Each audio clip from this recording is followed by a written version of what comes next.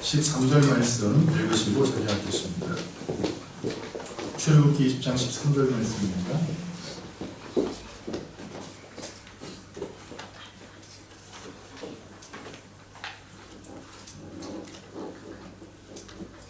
출애굽기 20장 13절 말씀 다 같이 합독하겠습니다. 시작. 살인하지 말라. 아멘. 우리 다 같이 자리하겠습니다. 스피커 볼륨을 조금만 줄여주십시오.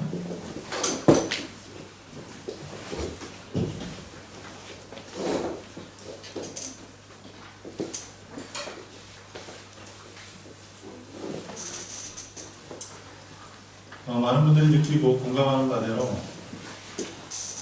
지금 이 나라가 큰 혼란 가운데 빠져 있습니다. 그 혼란은 국정의 혼란뿐만 아니라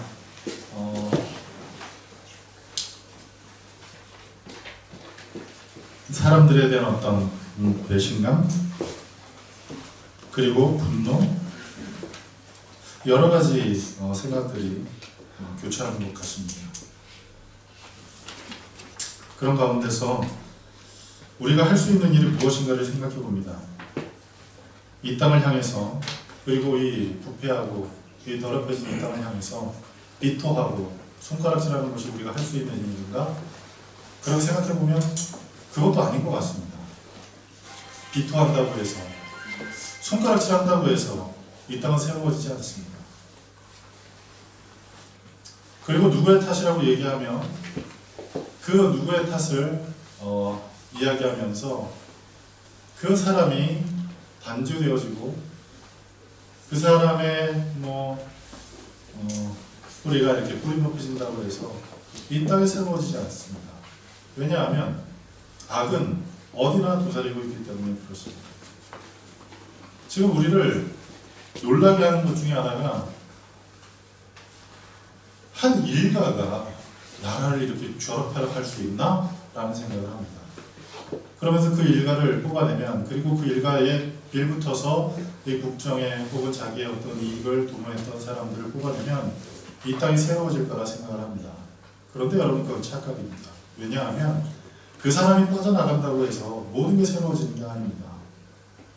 또 다른 사람이 그 자리를 차지하게 됩니다.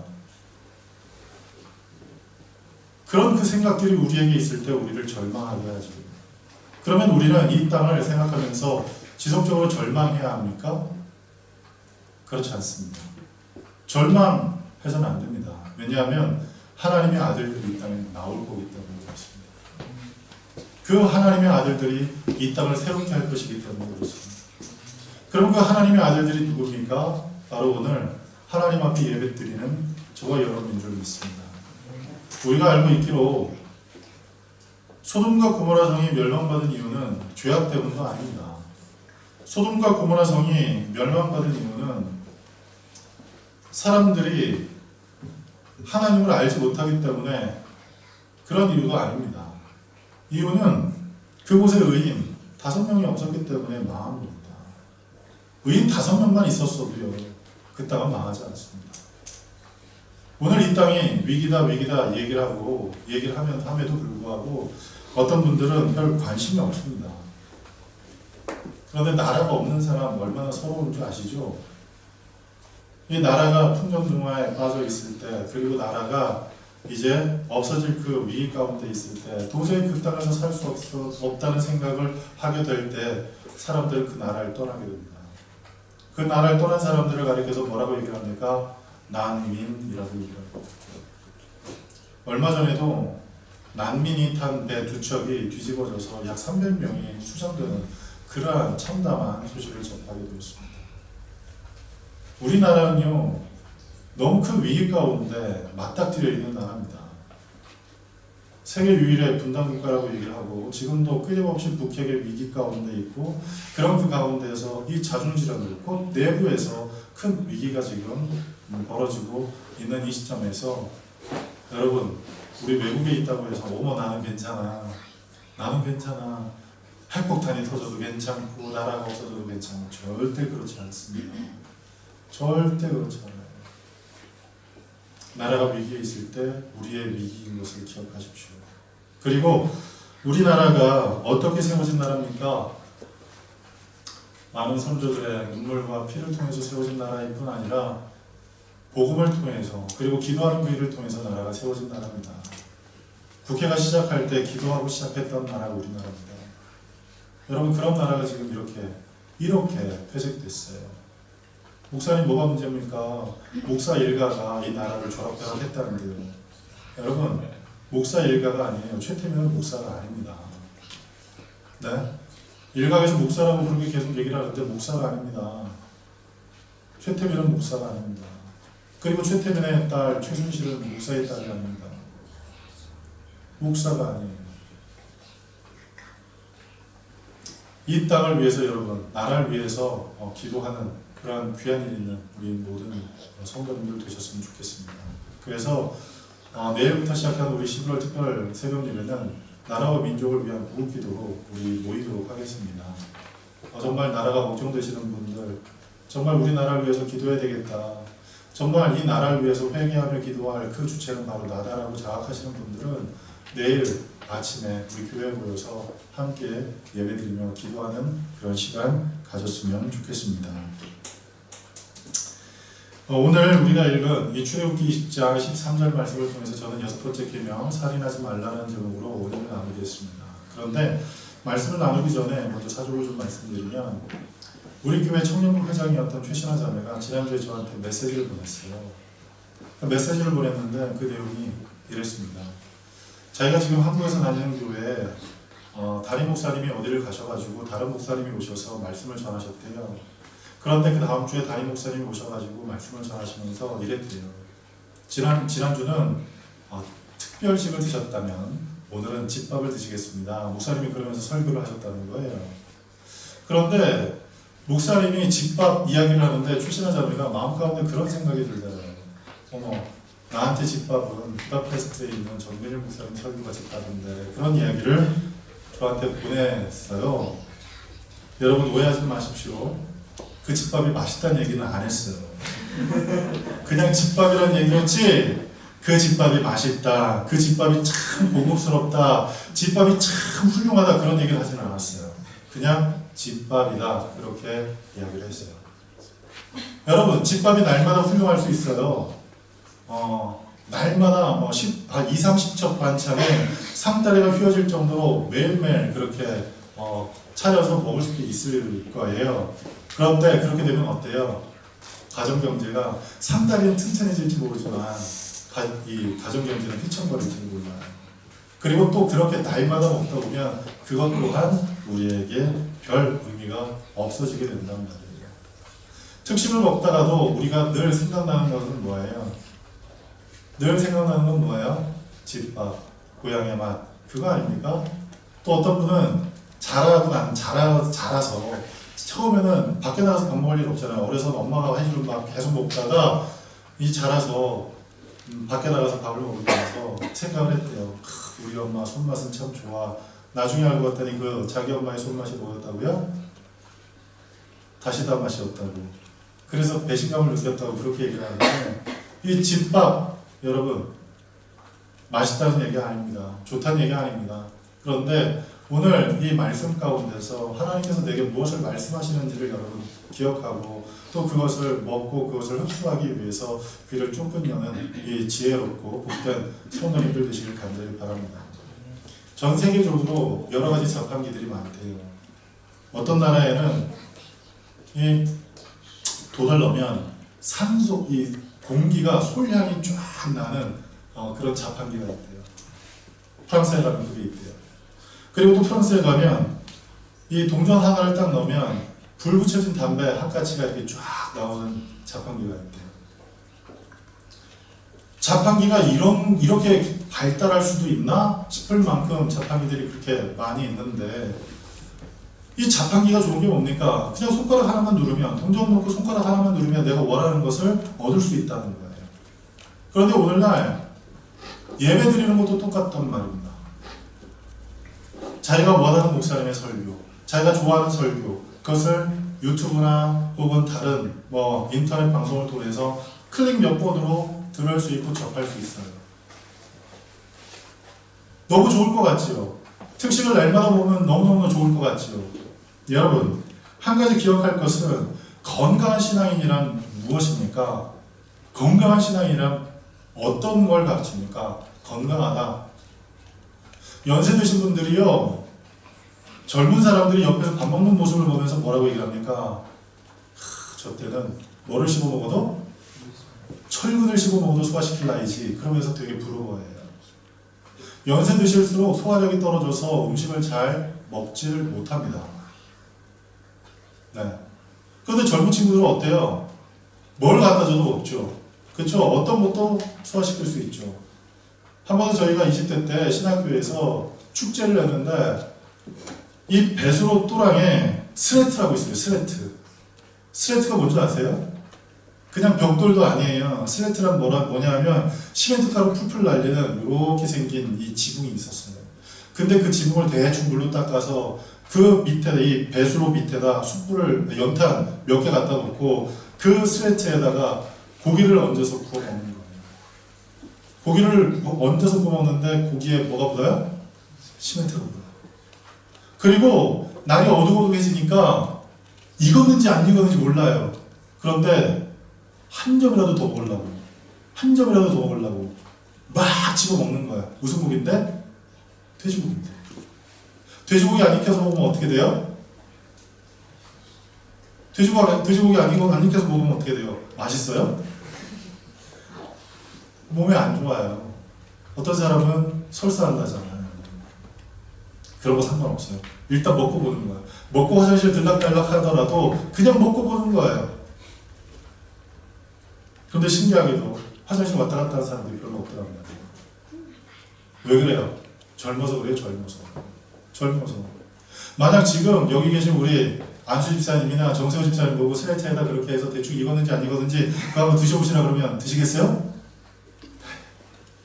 목사님 그런 말씀 하지 마시라고. 근데 좋은 식당 가서 그냥 맛있게 먹으면 되지.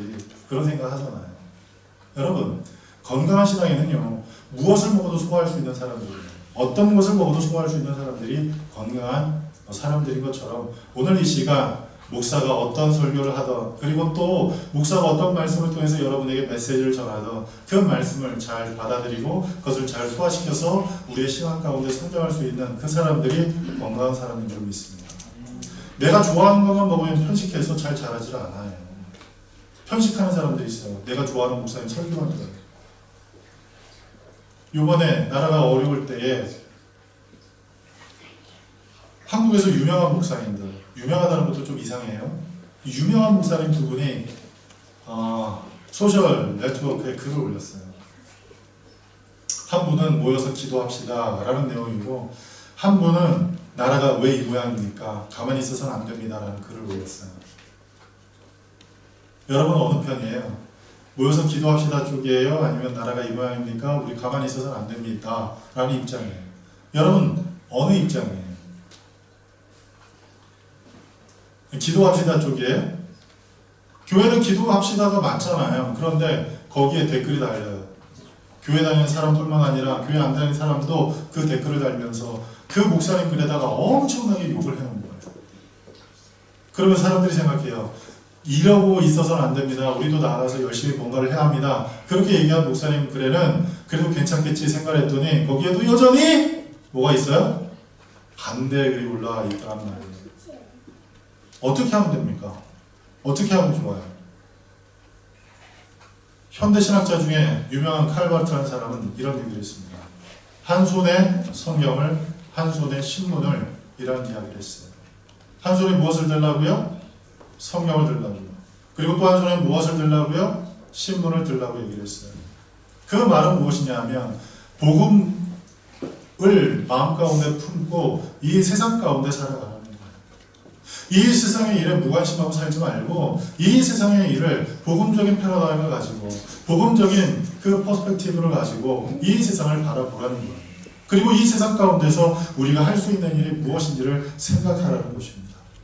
여러분 오늘 이 세대를 위해서 우리가 할 수 있는 일은 무엇인지를 생각할 때 오늘 너무 중요한 말씀이에요. 왜냐하면 이 세대에 필요한 말씀이기 때문에 그래요. 살인하지 말라. 인간이 타락하고 난 다음 제일 먼저 저지른 범죄가 뭡니까? 인간이 타락하고 난 후에 제일 먼저 저지른 범죄가 무엇이냐면 살인이었어요. 아담의 후손인 가인, 그리고 아담의 후손인 아벨이 하나님 앞에 제사를 드렸는데 한 사람의 제사는 받으시고 한 사람의 제사는 받지 않았다는 그 사실로 자괴감을 경험한 한 아이가 자기의 형제를 그만 돌로 쳐 죽이는 일이 벌어지고 맙니다. 누구예요? 가인이 그런 일을 했지요. 범죄한 인간이 이 땅 가운데 제일 먼저 저지른 범죄가 무엇인가? 그것은 바로 살인이에요. 그런데 이 살인이라는 게 큰 문제가 되는 이유는 무엇 때문일까요? 실형법상에서 가장 큰 죄로 여기기 때문에 이 살인죄를 우리가 크게 여길까? 물론 틀린 얘기는 아닙니다. 그런데 이 살인이라는 것이 너무도 크고 너무도 극악무도한 죄인 이유가 있어요. 그 이유는 무엇인가? 그 이유는 다름이 아니라 살인이라는 것은 하나님의 형상을 무너뜨리는 것이기 때문에 가장 큰 문제가 되는 거예요. 비록 죄악이 우리 안에 원죄를 통해서 혹은 자범죄를 통해서 내재되어 있지만 그럼에도 불구하고 우리는 하나님의 형상을 따라 지음을 받은 하나님의 피조물이라는 사실이에요. 그런데 이런 하나님의 피조물인 우리 인간을 인간의 손으로 죽인다는 것은, 인간의 손으로 파괴한다는 것은 무엇을 파괴하는 것과 같느냐? 바로 하나님의 형상을 파괴하는 것과 같다는 사실입니다. 그래서 하나님께서는 이 살인을 아주 싫어하셨습니다. 하나님께서 그 싫어하신 그 범죄가 무엇이냐면 살인하지 말라는 건데, 왜 우리는 그러면 살인하지 않는 그런 삶을 살아야 하는가?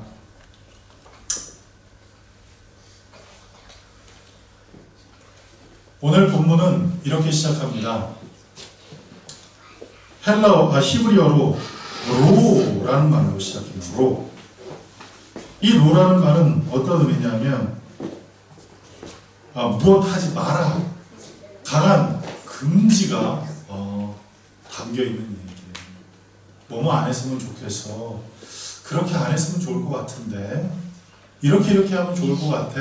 이런 의미가 아니라 무엇하지 마라 라는 금지가 그 안에 담겨있다는 사실이에요. 그런데 그 금지가 담겨있는 가장 큰 이유는 무엇이냐? 우리 안에 사람을 죽이고자 하는 그 마음이 내재되어 버렸기 때문이라는 사실이에요.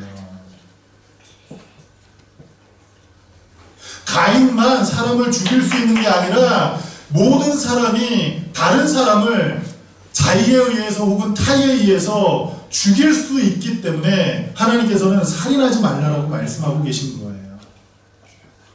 그 살인하지 말라라는 그 금기의 명령의 그 배경에는 하나님의 형상을 깨뜨리지 말라는, 하나님의 형상을 너희들 스스로가 무너뜨리지 말라는 하나님의 금기가 담겨 있다는 사실입니다.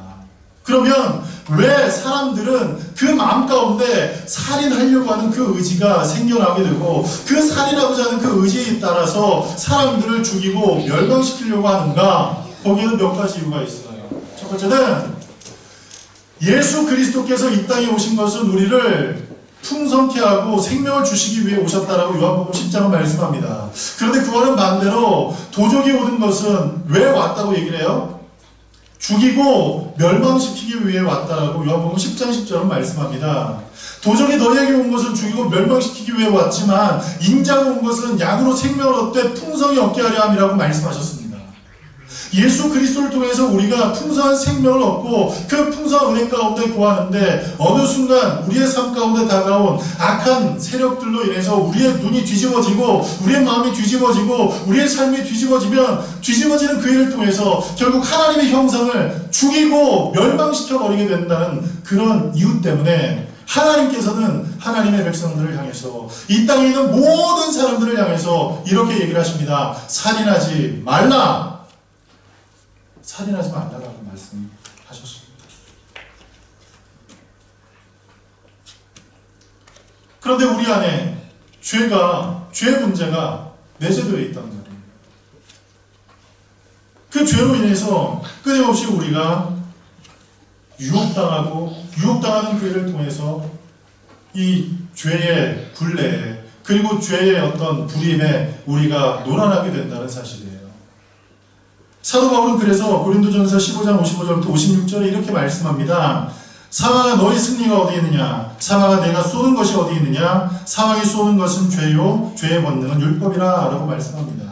죄가 우리 안에 들어와서 그 죄로 인해서 사단이 우리를 조종하게 되는 거예요.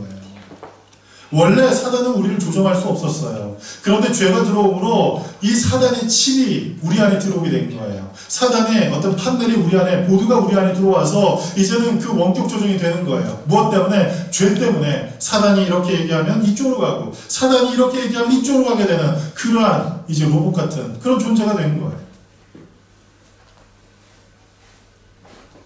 그래서 사람을 죽이는 일에 거리낌을 받지 않아요.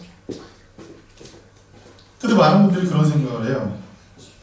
에이 목사님, 이 사단이 우리에게 다가오면 아무리 우리가 바보라도 그 사단을 우리가 분별해서 사단을 물리칠 텐데 이 사단을 우리가 설마 영접하겠냐고. 여러분, 사단 분별할 수 있어요? 여러분 사단 분별할 수 있습니까? 여러분의 능력으로, 여러분의 실력으로, 여러분의 경험으로 사단 분별할 수 있습니까?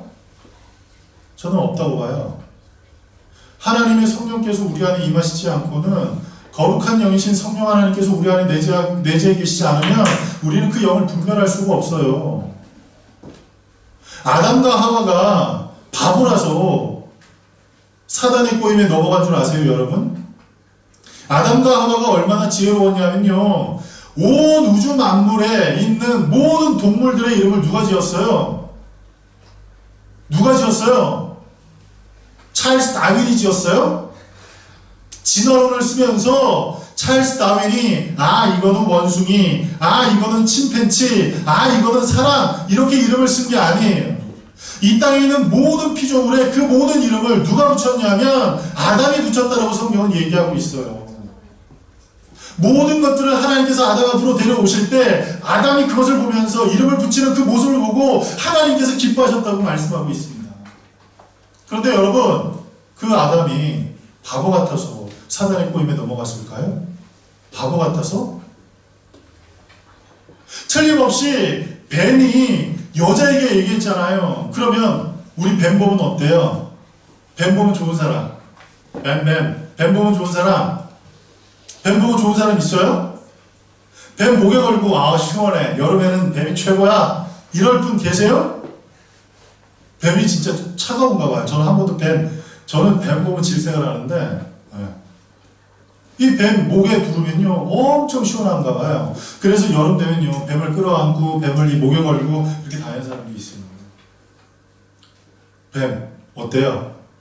보면 징그럽잖아요. 무섭잖아요. 도망가고 싶잖아요. 피하고 싶잖아요. 그런데 하와가 뱀을 봤어요. 그것도 누가? 아담이 본 것도 아니에요. 누가 봤어요? 하와가 봤어요. 간혹 예배 끝나고 저녁에 저희가 집에 돌아갈 때 저희가 기르는 고양이는 아닌데 저희 그 같이 사는 분들께서 이렇게 밥을 주는 고양이가 있어요. 근데 여기 고양이는 참 신기한 게 사람을 봐도 피하지는 않아요. 그죠?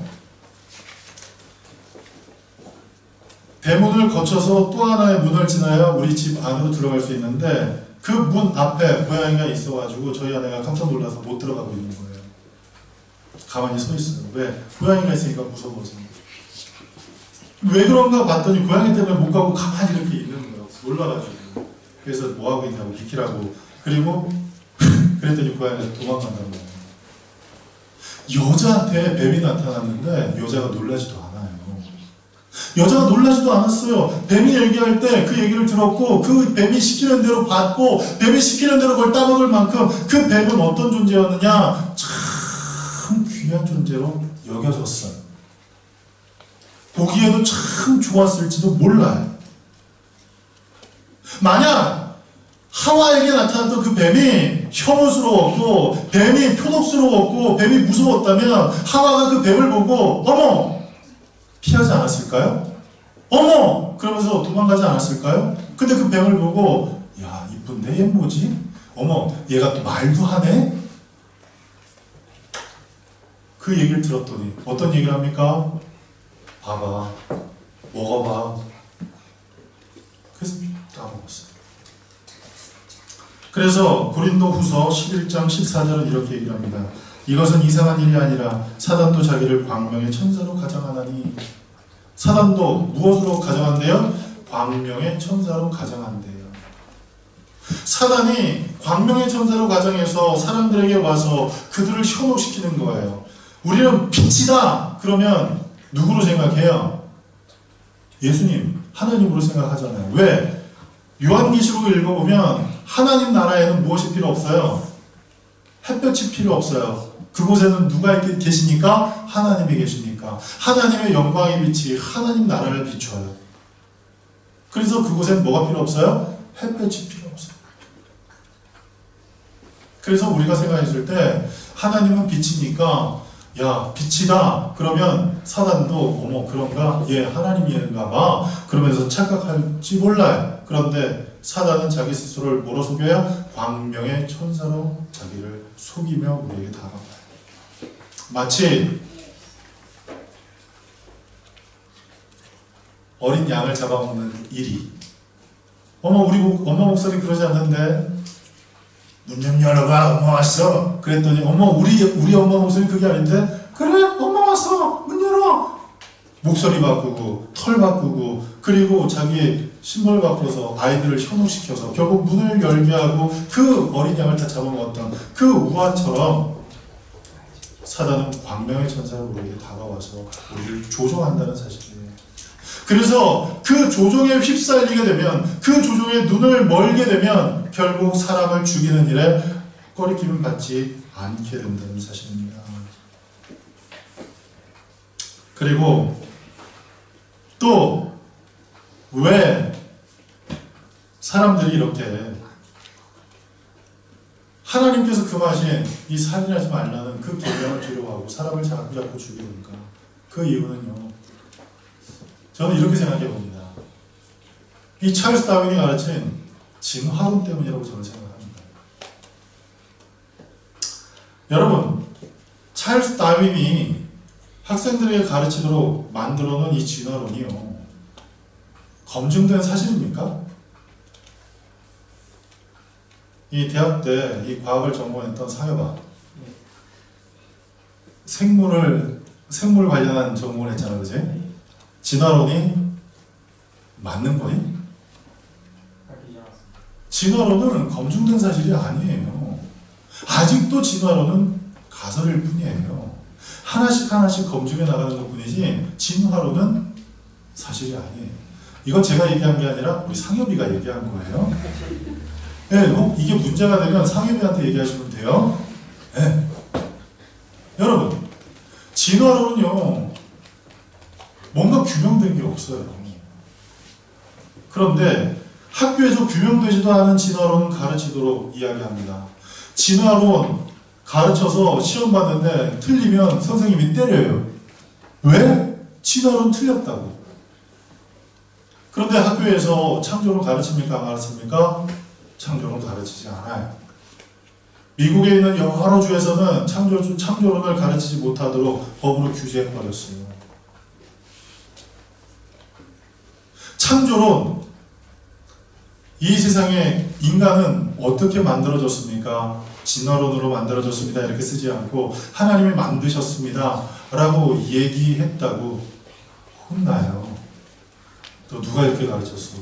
그건 네 믿음의 뿐이지 배운 대로 써야지. 그렇게 얘기를 해요. 그리고 이게 시험 성적에 큰 영향력을 미쳐요. 그러다 보니 믿음은 따로, 배우는 것 따로, 답 적는 것 따로, 다 다른 거예요. 그런데 이 진화론이 어느 순간부터 우리에게 다가와서 우리의 가치관을 변화시켜 버렸어요. 잘 들어보세요. 하나님께서 우리를 어떻게 만드셨어요? 하나님의 형상으로 만드셨어요. 전능하신 하나님의 형상으로 만드셨어요. 그뿐 아니에요. 흙을 빚으셨어요. 그리고 하나님의 호흡을 우리에게 나누어 주셨어요. 그래서 비로소 생명이 되었어요. 존귀한 존재인 것처럼 느껴집니까? 존엄성 있는 존재로 느껴집니까? 전능하신 하나님께서 손으로 그 인간을 빚으셨어요. 그리고 그 인간을 그냥 내버려 두지 아니하시고 하나님과 호흡을 함께 하도록 하나님의 호흡을 나눠주셨어요. 그러자 그 흙이 생명이 되었다고 얘기합니다. 얼마나 존귀해요. 얼마나 존귀합니까? 그런데 진화론은 뭘 가르칩니까? 미개한 미생물이었어요. 그런데 그것이 어떤 이유에 인해서 결합되고 또 결합되고 또 발전하고 또 발전하고 또 발전해서 결국 사람이 됐다는 거예요. 곤충 같은 게 진화해서 원숭이가 되고 원숭이가 진화해서 사람이 된 거예요. 사람의 존엄성이 어디 있어요? 어제 저희가 저녁 먹는데 파리 2마리가 들어왔어요. 미치게 놀랐거든요. 조그만 파리는요 날아다니는 소리가 안 나요. 근데 큰 파리는요 날아다니면서 붕붕붕붕 소리가 나요. 와 진짜 미치게 돌아다니는 거예요. 계속 돌아다녀요. 오죽했으면 저희 아내가 진짜 파리 미치겠네 라고 얘기했나 싶을 만큼 파리가 정말 신경 거슬리게 계속 날아다니는 거예요. 그런데 이 파리가 계속 날아다니다가 자리에 앉았어요. 자리에 앉은 순간 그 순간을 놓치지 않고 이 전기 지지는 거 있잖아요. 테니스채 같이 지지는 거 있잖아요. 그걸로 딱 지지면서 순간 통쾌한 느낌. 드디어 잡았다. 이거 죽였다. 야 시원하다. 그런 생각을 해요. 그리고 그 팔이 주저없이 밖으로 내다 버렸단 말이에요. 만약 우리 인간이 미개한 미생물에서 진화해서 생명이 돼서 사람이 됐다고 한다면 우리 인간의 존엄성에 그 근거가 어디 있겠습니까? 우리 인간의 존엄성의 근거는 과연 어디 있겠냐는 거예요. 그래서 사람들이 사람을 죽여도 눈 깜짝하지 않아요. 인류 역사 가운데서 사람들 많이 죽였던 사람들이 있어요. 히틀러, 스탈린, 모택동, 김일성, 이 모든 사람의 공통점이 있어요. 공통점 첫 번째 뭐예요? 남자예요. 두 번째 공통점이 뭐예요? 공통점 뭐예요? 이 사람들 모두가 다 유물론자들이에요. 한마디로 말해서 진화론에 몰입되었던 사람들이라는 사실이에요. 인간의 존엄성은 그들에게 아무짝에도 쓸모가 없는 거예요. 하나님의 형상으로 만든 사람이기에 내가 그 생명을 지켜야 되겠다는 그 마음에 그 중심에 조금도 없었던 사람이에요. 죽여도 소용없고 죽여도 상관없다라고 생각할 만큼 그들에게는 인간의 존엄성이었다는 사실이에요. 그런데 여러분 잘 들어보세요.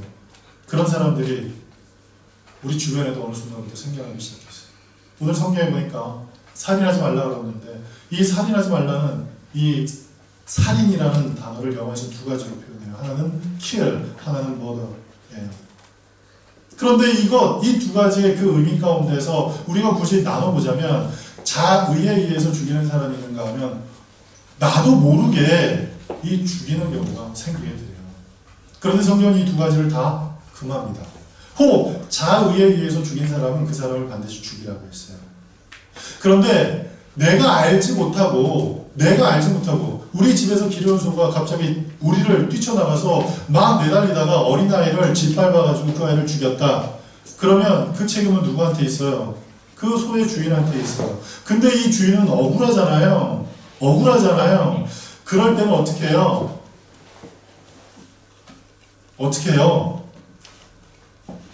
성경에 다 나와요. 예? 그럴 때 어떡하냐?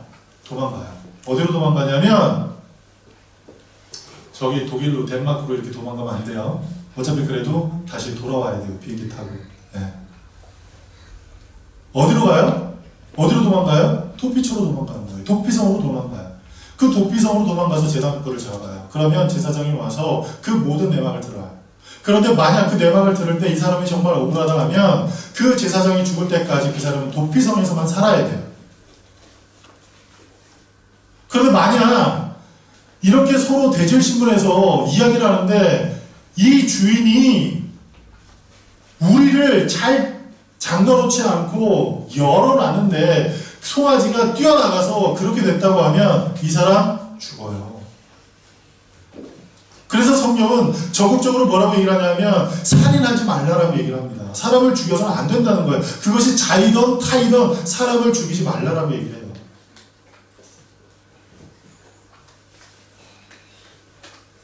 많은 사람들이 오늘 여기 계신 분들 가운데 공감하실 거예요. 공감하실 거예요. 살인하지 말라. 그래, 나 사람 안 죽일 거야. 난 사람을 절대로 죽일 수 없어. 그런 어떤 이 양심이, 하나님께서 우리에게 주신 그 양심이 우리는 아직 작동하잖아요. 그래서 사람을 죽일 가능성은 없을지 몰라요. 그러나 꼭 이런 경우는 있는 것 같아요. 좀 충격적인 얘기를 할게요. 작년 한 해 우리나라에 태어난 신생아가 몇 명일 것 같아요? 작년 한 해 동안 대한민국에 태어난 신생아 수가 몇 명일 것 같아요?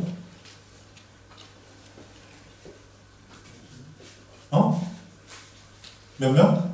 몇 명일 것 같아요? 45만 명밖에 안 돼요. 심각해요. 45만 명. 그런데 작년 한 해 낙태 시술로 태어나보지도 못하고 죽은 아이들 수가 몇 명인 줄 아세요? 적게는 100만, 많게는 150만 추산해요. 태어나보지도 못하고 죽는 그런 아이들이 그렇게 많다는 거예요. 많은 분들이 그런 얘기를 합니다. 그것도 엄연한 살인이라고요.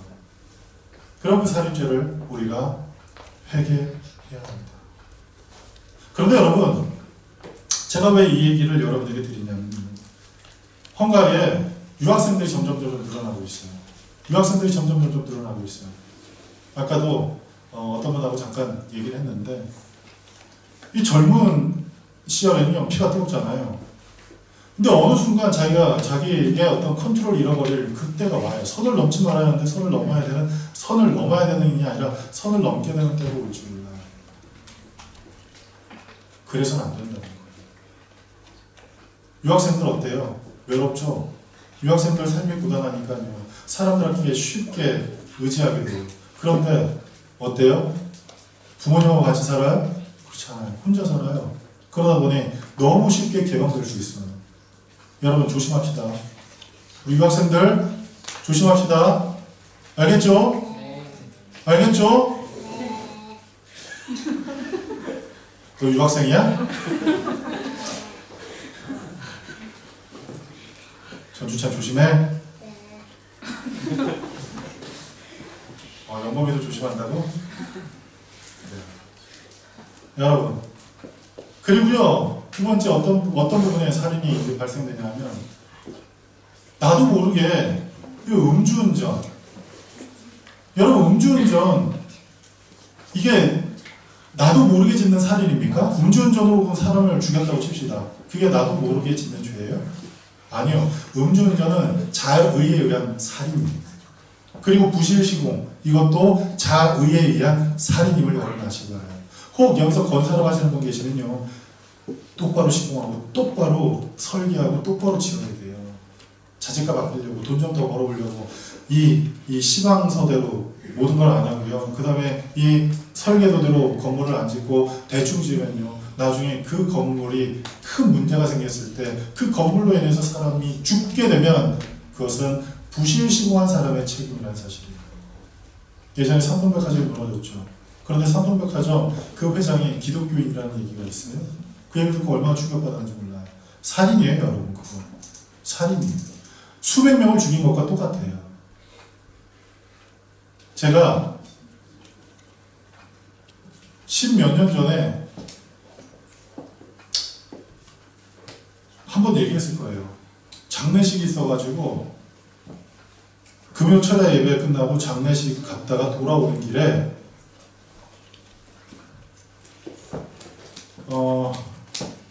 한강대교에서 검문을 하더라고요. 새벽 3시쯤 됐는데 음주운전인 줄 알고 이렇게 자신이 이렇게 부르려고 이렇게 했는데 면허증을 내라는 거예요.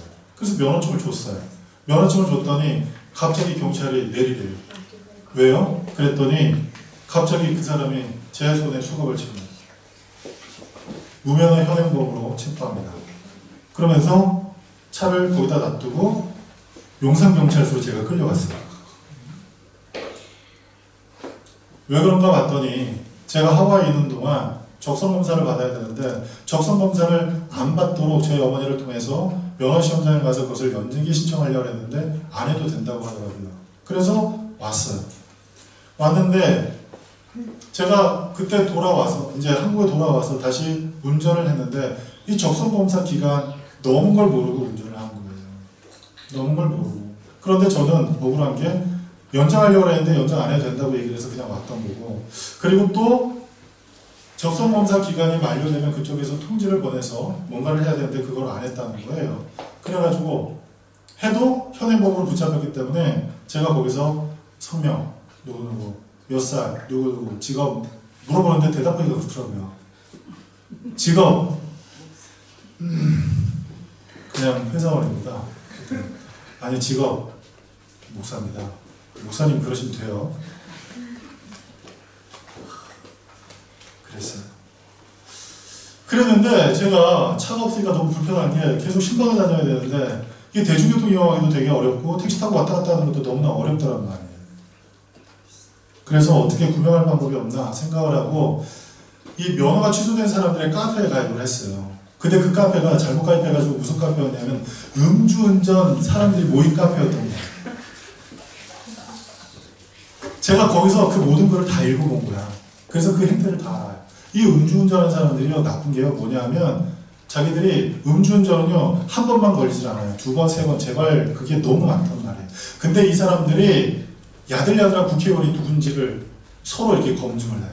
그리고 어느 지역의 사람들이 얼마나 많은지를 이렇게 분포도를 빼요. 그래서 만약 이 음주운전한 사람이 강동구에 굉장히 많은데 그럼 강동구에 있는 국회의원 될 만한 사람들하고 교섭을 하는 거예요. 뭐라고? 우리가 당신한테 몰표를 줄 테니까 당신 국회의원 되면 우리 특별사면으로 풀어달라고 딜을 하는 거예요. 저는 거기에 동조할 수가 없더란 말이에요. 이거 이상하다 생각했어요. 그런데 몇 달 안 지나서 법원으로부터 제가 통지서를 받았어요. 자기들이 잘못했으니까 가서 면허 취득하시라고. 그래서 벌금도 안 내고 그냥 면허 취득하게 됐어요. 저는 자연스럽게 사면도 없이 해결이 됐는데 그 사람들은 여전히 누구누구 국회의원하고 교섭하고 누구누구 국회의원 이름 거론하면서 그 들하고 지금 얘기가 잘 되고 있으니까 조만간에 우리는 이 8.15 특사로 뭘 잘했다고 8.15 특사입니까? 술 마시고 운전한 게 잘한 겁니까? 특사 그걸 이야기하더란 말이에요. 이거 이상하다고 그랬어요. 여러분 음주운전이요 살인 아시겠어요? 여기서 차 있는 사람 저예요. 저. 네. 여러분 음주운전하면 안 돼요. 아시겠죠? 술 한 잔이라도 마셨다면 차를 놓고 가세요. 걸어가는 한이 있더라도 아니면 여러분 술 마시고 차 안에 있어도요 음주운전으로 붙잡혀가더란 말이에요. 그래서 술을 마셨으면 차는 빠이빠이예요. 길바닥에서 자더라도 차 안에 들어가지 마세요. 이게 살인입니다.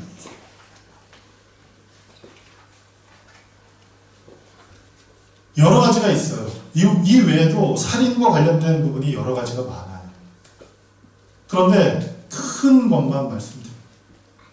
이렇게 우리는 우리의 의지와는 상관없이 살인할 수 있고 나의 어떤 생각과는 상관없이 살인이 될 수 있는 그런 상황이 있다 할지라도 그 모든 순간 우리 스스로가 우리 스스로를 조심해야 한다는 사실입니다. 나로 인해서 다른 사람이 마음 아프거나 나로 인해서 다른 사람들이 상처를 받거나 그런 것들이 이제 지금 말씀할 이제 또 다른 살인이 될 수 있어요. 예수님께서 마태복음에 말씀하셨고 요한복음에 말씀하셨어요. 사람을 칼로 찔러서 죽이는 것만이 살인이 아니라 미워하는 것, 마음에 분을 내는 것, 그리고 형제를 향해서 라가라고 얘기하는 것. 라가가 뭐예요? 그게 라가가 아니에요. 라가라고 얘기하는 것은 바보, 멍청이라고 얘기하는 게 뭐예요? 라가라고 얘기하는 거예요. 라가. 이게 아람어로 라가라는 말은 무슨 뜻이라고요? 바보라는 얘기를 해도 사람을 죽이는 것과 똑같다고 성경은 얘기를 해요. 혹 우리가 우리의 실수로 인해서 우리의 말의 잘못으로 인해서 우리의 행동의 잘못으로 인해서 사람의 마음을 상처를 준다면 실족하게 한다면 그런 것 또한 가장 큰 살인이라 할 수 있습니다. 그러면 우리는 어떻게 이 세상을 살아야 합니까? 살인하지 말라 명령하신 하나님의 명령을 적극적으로 지키는 방법은 무엇인가? 그것은 바로 사람을 살려내는 일입니다. 이 땅에 죽어가는 그 영혼들을 살려내는 일이고, 이 땅에 죽을 수밖에 없는 그 영혼들을 살려내는 일, 그것이 바로 하나님께서 우리에게 말씀한 살인하지 말라는 명령을 가장 잘 지켜내는 일이라 할 것입니다. 그러면 이 땅에 있는 사람들을 살려내는 일이 과연 무엇입니까? 그것은 다름이 아니라 예수 그리스도의 복음을 전하는 겁니다. 예수 그리스도의 복음을 통해서 사람들이 복음의 은혜 가운데, 복음의 생명 가운데 들어오도록 만드는 일, 그것이 바로 사람을 살려내는 일이라는 것입니다. 그와 같은 일 가운데서 오늘 우리에게 주신 이 살인하지 말라는 하나님의 계명을 우리가 바로 지키고 또 바로 알아서 날마다 하나님께 영광 돌려주시는 귀한 일들이 저와 여러분의 삶 가운데 넘쳐나기를 간절히 축복합니다. 기도하겠습니다. 사랑하시는 예수님 은혜를 감사드립니다. 하나님의 은혜 가운데 우리를 귀한 자리로 이끄셨습니다. 하나님의 능력 가운데 우리를 귀한 자리로 이끄셨습니다. 오늘 주신 이 말씀처럼 살인하지 말라 하신 그 말씀을 우리가 늘 기억하면서 하나님께 영광 돌리는 삶, 그리고 이 땅에 있는 모든 사람들에게 생명을 전하는 삶을 우리 모두가 살게 하여 주시옵소서. 예수님의 이름으로 감사하는 기도 드렸습니다.